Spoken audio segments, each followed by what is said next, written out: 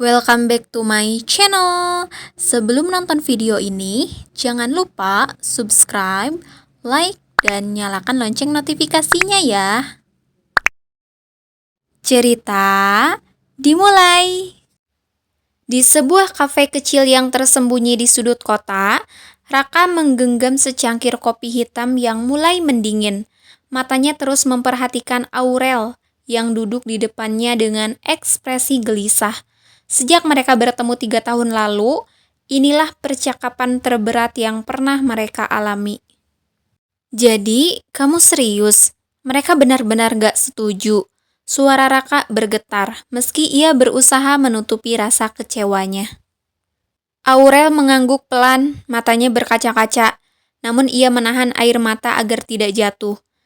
Mama bilang kamu bukan orang yang tepat buat aku, Raka.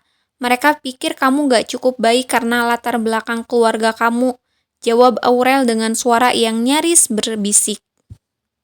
Apa mereka bahkan pernah benar-benar mengenal aku? Raka mencoba menahan emosinya. Aku gak punya banyak uang, ya, tapi aku punya hati buat kamu. Aku kerja keras, Aurel, dan aku mencintai kamu lebih dari apapun.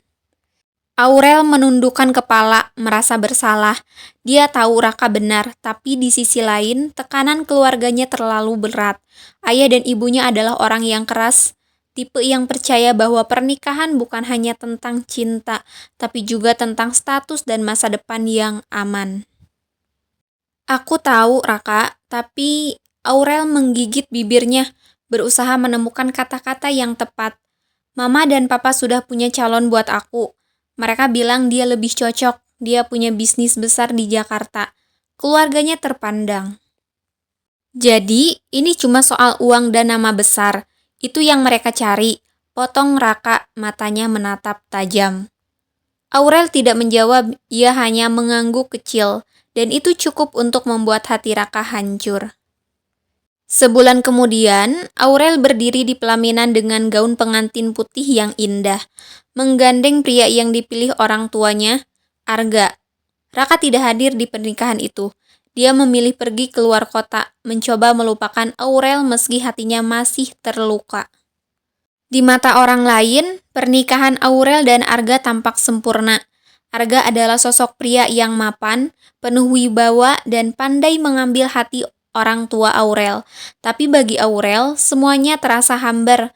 Senyum yang ia tunjukkan di depan umum hanyalah topeng belaka. Hari-hari setelah pernikahan menjadi semakin sulit. Arga, meski baik hati dan perhatian, tidak mampu mengisi kekosongan di hati Aurel. Perasaan cintanya pada Raka masih begitu kuat, dan ia merasa terjebak dalam pernikahan yang tidak ia inginkan. Aurel, aku lihat kamu kurang bahagia akhir-akhir ini. Ada yang salah? Tanya Arga suatu malam, saat mereka duduk di ruang keluarga. Aurel hanya menggeleng. Aku capek saja, jawabnya singkat, menghindari kontak mata. Namun, seiring waktu, sikap Aurel terhadap Arga berubah. Ia menjadi dingin, sering mengabaikan suaminya, bahkan terkadang melontarkan kata-kata yang menyakitkan. Arga yang awalnya sabar mulai merasa ada yang tidak beres, tetapi ia tidak tahu harus berbuat apa. Aku gak pernah minta hidup kayak gini, kata Aurel suatu malam saat Arga mencoba mengajaknya bicara. Arga terdiam, menatap wajah istrinya yang penuh kemarahan. Apa maksud kamu? Aku sudah berusaha jadi suami yang baik untuk kamu, Aurel. Apa aku salah? Aurel menghela napas panjang. Kamu gak salah, masalahnya aku yang gak pernah mencintai kamu. Aku cuma menikah sama kamu karena orang tuaku memaksa. Kalimat itu seperti pukulan telak bagi Arga.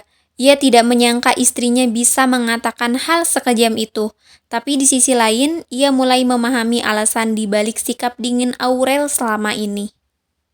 Di sisi lain kota, Raka mencoba membangun hidupnya kembali. Ia membuka usaha kecil-kecilan dan mulai sukses. Meski luka di hatinya masih ada, ia berusaha untuk tak membiarkan masa lalu menghancurkannya. Namun suatu hari, ia menerima pesan dari nomor yang tidak dikenal. Raka, ini Aurel, aku nggak tahu harus cerita ke siapa lagi. Aku nggak bahagia dengan hidupku sekarang.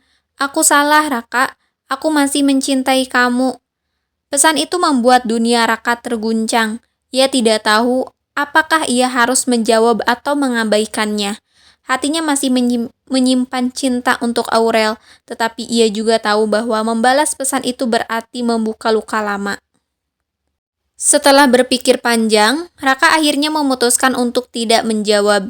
Ia sadar bahwa cinta tidak selalu berarti memiliki. Ia tidak ingin menjadi alasan kehancuran rumah tangga Aurel, seburuk apapun keadaannya. Di lain sisi, Aurel mulai menyadari konsekuensi dari keputusannya. Meski ia tidak mencintai Arga, ia tahu bahwa suaminya tidak pantas diperlakukan seperti itu. Dengan perlahan, ia mencoba memperbaiki hubungannya. Bukan untuk dirinya sendiri, tapi demi menghormati pilihan yang sudah ia buat. Pernikahan mereka tidak menjadi sempurna, tetapi seiring waktu, Aurel belajar untuk menerima kenyataan. Ia tidak pernah bisa melupakan Raka sepenuhnya, tetapi ia mulai memahami bahwa kebahagiaan tidak selalu datang dari pengikuti hati. Kadang, kebahagiaan adalah tentang bagaimana kita bertanggung jawab atas pilihan kita. Dan di suatu tempat, di kafe kecil yang sama tempat semuanya dimulai, Raka duduk sendirian dengan secangkir kopi di tangannya. Kali ini, ia tersenyum, hidupnya tidak berjalan seperti yang ia rencanakan, tetapi ia tahu bahwa ia sudah melakukan yang terbaik, dan itu cukup.